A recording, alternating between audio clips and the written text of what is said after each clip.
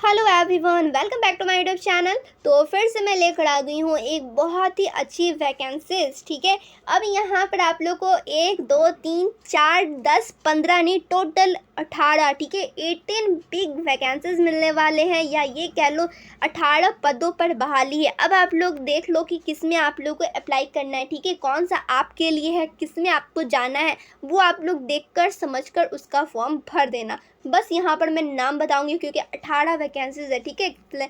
Explain करने बैठूंगी तो फिर समझ लो बहुत ज़्यादा वीडियो लंबी हो जाएगी, ठीक है। तो मैं बस नाम बताऊंगी, कितनी सीटेज़ हैं उसमें, कैसे अप्लाई करना है, वो सारी चीज़ मैं क्लियर करती हुई चलूँगी।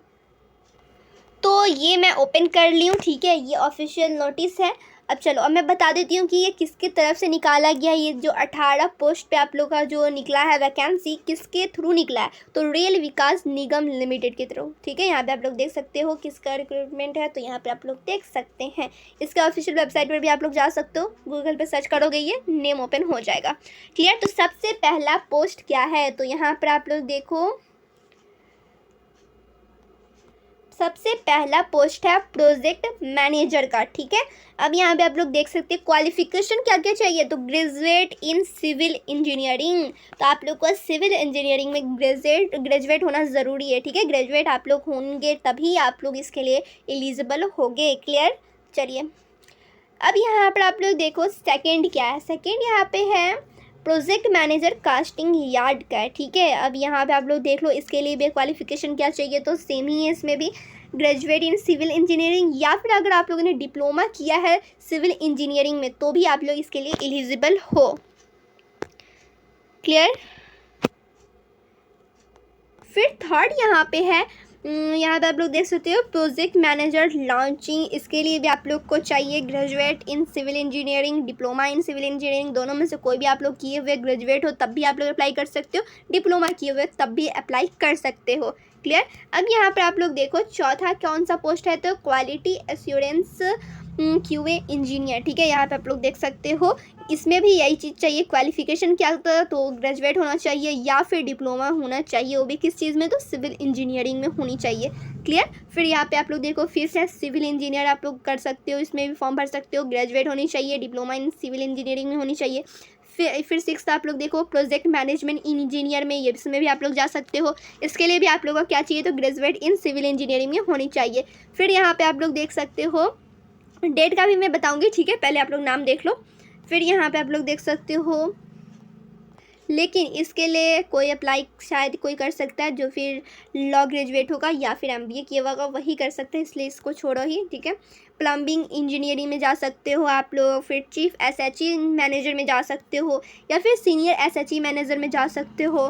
फिर यहाँ पे आप लोग देखो जूनियर मैनेजर बन सकते हो, या फिर सीनियर इलेक्ट्रिकल इंजीनियर बन सकते हो।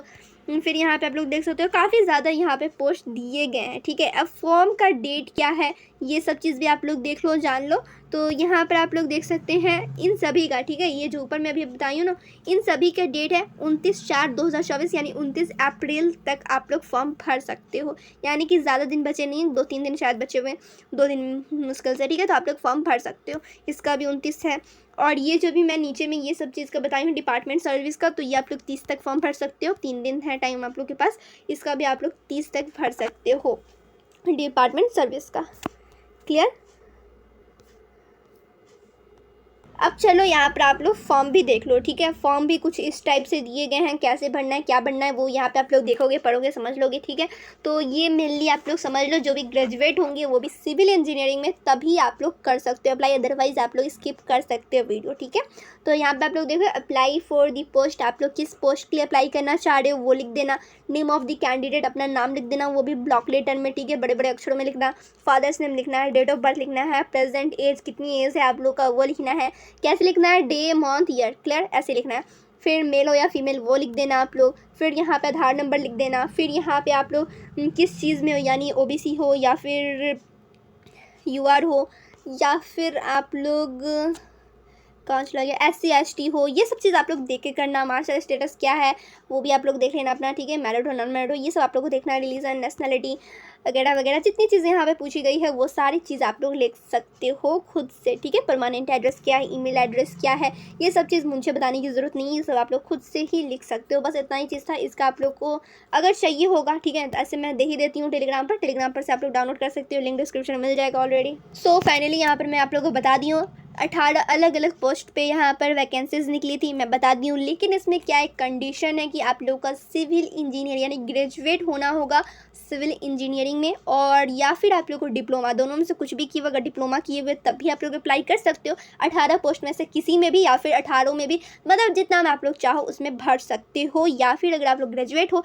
तब भी भर सकते हो, ठीक है। तो यही चीज़ थोड़ा सा कंडीशन था, अदरवाइज़ आप लोग देख चुके हो कैसे क्या करना है, आप लोग वो भी खुद से पढ़ के समझ सकते हो। तो फिर मिलती हूँ दूसरे वीडियो में।